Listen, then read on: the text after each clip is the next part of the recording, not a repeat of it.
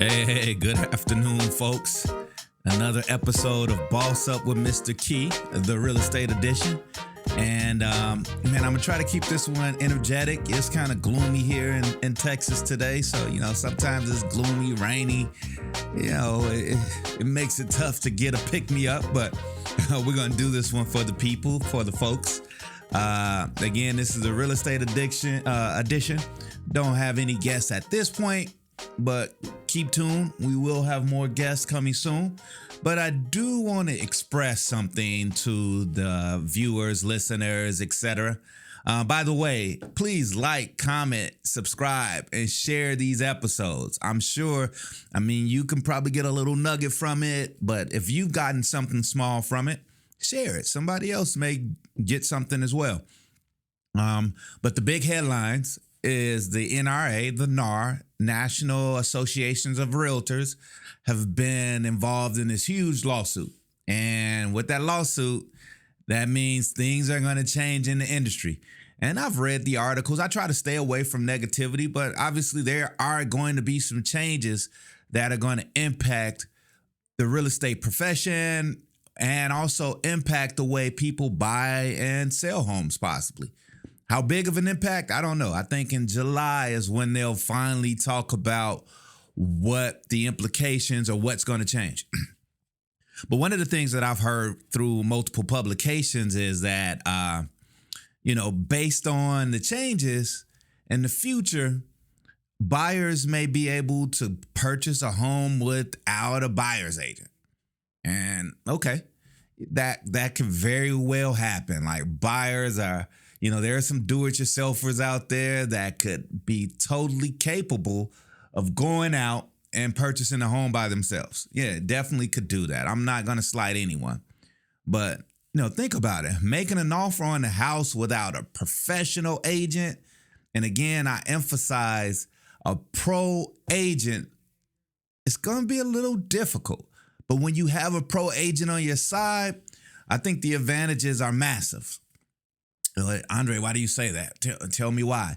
Because people want to know, what does an agent really do? Like, he just took me to show some houses, put me under contract. Like, what am I paying him for? Now, I won't go through all the reasons why your agent is valuable, but just for this little small segment of being able to make an offer on the property, I want to be able to talk to you about some of the things that a pro agent can bring to you and help you be successful. First of all, a pro agent is a local market expert. So how does that help you? You're like, hey, Andre, I can go to Zillow, Redefine, and maybe some of those resources will change in the future as well. But I can do all this and just kind of see what's going on in the market. Yeah, but you're not making multiple offers on different properties and different areas every day.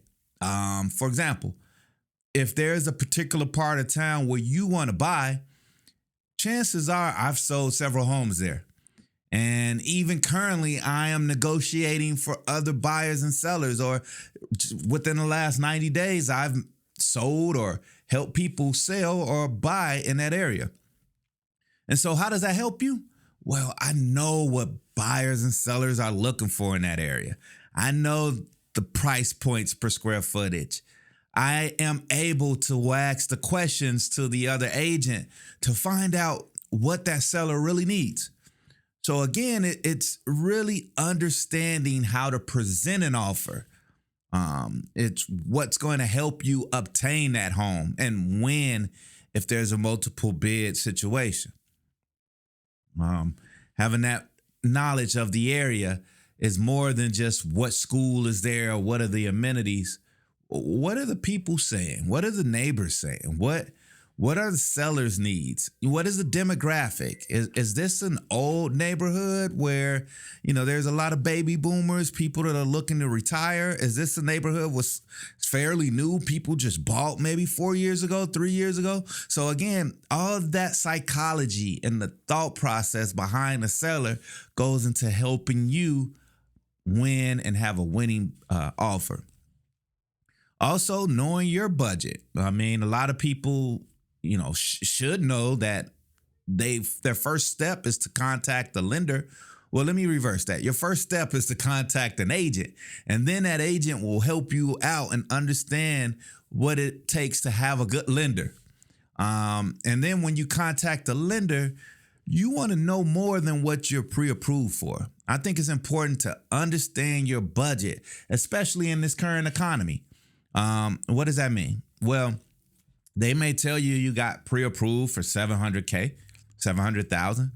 But what does that look like on a monthly payment scale? That's the important part, because that monthly payment is what affects your budget. Yeah, how high the price of the home is really may not impact you if the monthly payment fits within the means of your budget.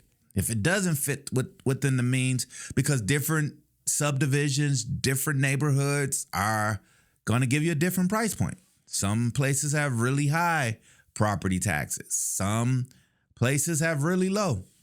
And when I say places, please, people always think, oh, Austin, Texas is known for low tax rates. Georgetown, Texas has high tax. Like, it's not broken down by the city. You cannot put one blanket tax rate over any city, one township, it goes down as small as a community level. So some communities or subdivisions within a city have different tax rates. So again, those are things you need to know to be able to plan your budget and know what it is you need to offer when you're trying to get a home. The next thing is, after doing your homework on the budget, making sure you have a pre-approval prepared. You want to make sure you have that. Imagine without your agent, you're trying to put in an offer and you're calling a listing agent and you don't even have all these things prepared. Like, they're going to pretty much stop answering calls from people that are looked at as novice.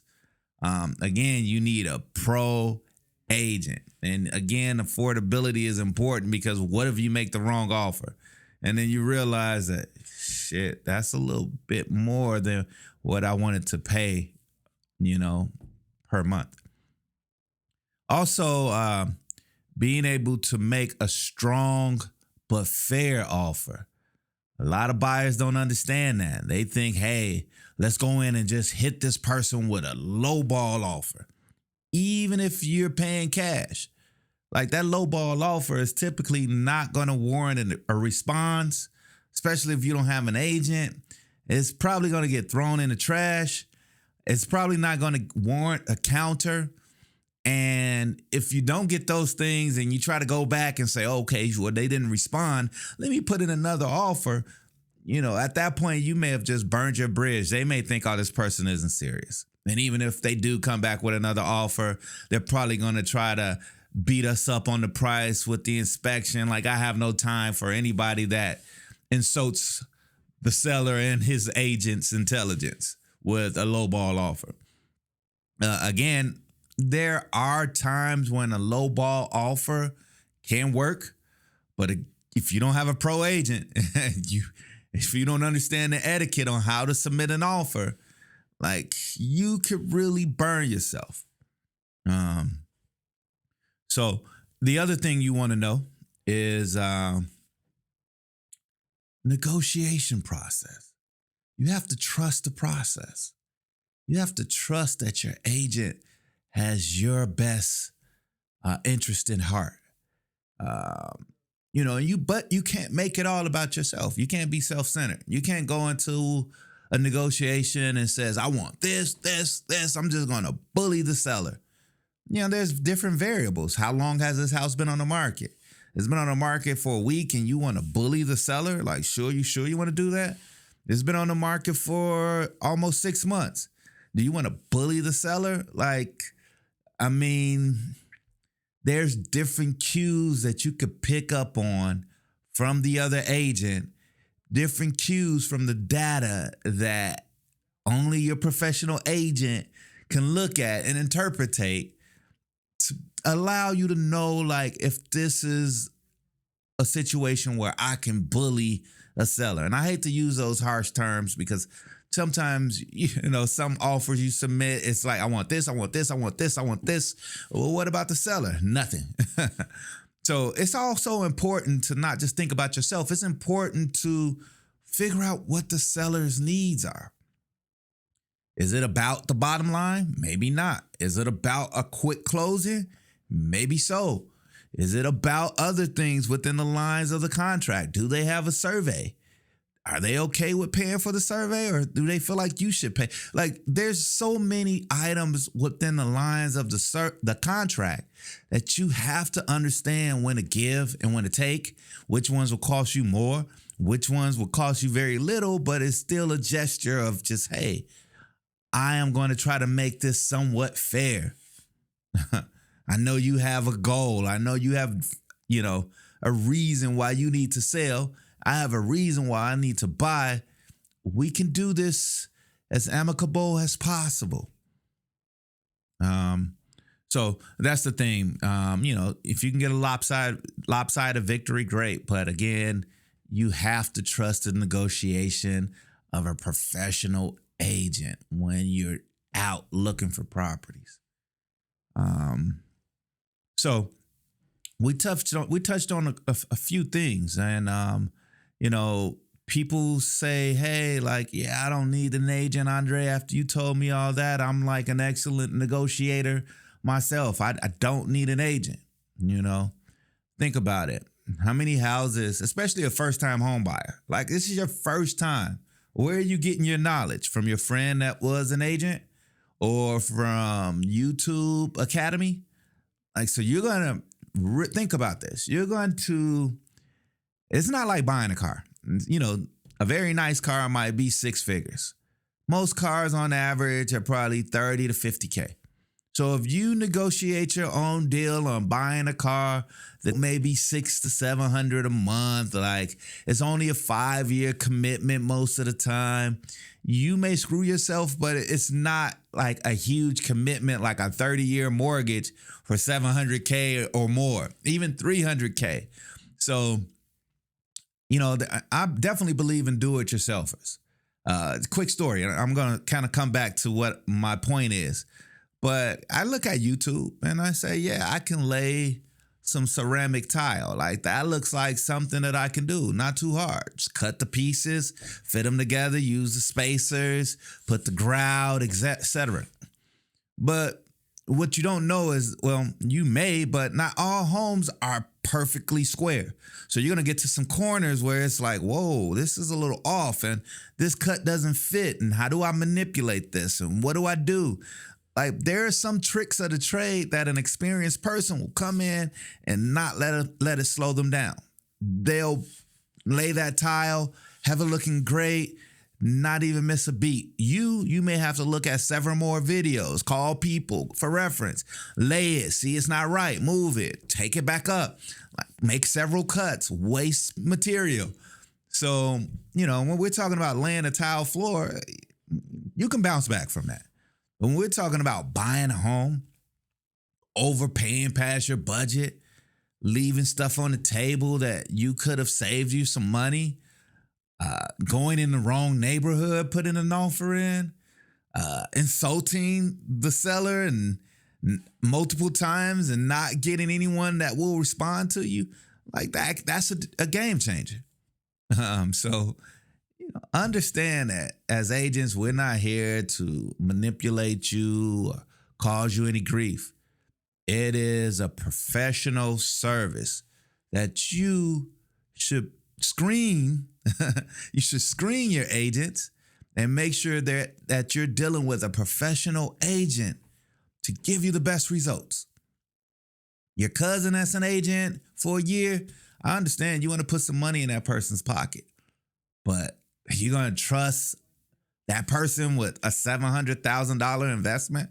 I don't know what's up with sevens today. That number, the 7 is, I guess that's a good sign, but you're going to trust that person with a $700,000, a $7 million investment?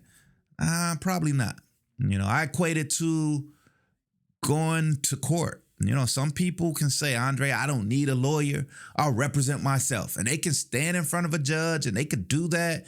And they may get lucky a few times. But for the most part, you probably need a lawyer that can help you break down terms, legalities, know the system, have the relationships, know the terms and the etiquette of the courtroom. Same thing with real estate. You need to have the relationships as a pro agent, know the etiquette, understand contracts verbiage, understand how the contract can work for you and against you. I know as a buyer, if I didn't have those skill sets and I just tried to learn it on YouTube, it could be pretty intimidating. So again, you pay for what you ask for, or I think I said that wrong. You get what you pay for. So if you don't want to pay any assistance, you want to do it yourself, be happy with the results. If you want to go ahead and make sure that agent is on point and you're fine with the commission, which should always be articulated in the very beginning by an agent. It should always be agreed upon by agent, client before the start of anything. Then remember, you get what you pay for, and make that known. State your grievances in the beginning. Go out, find your dream home. And so, with that being said, that's just my 2 cents on the whole NAR lawsuit.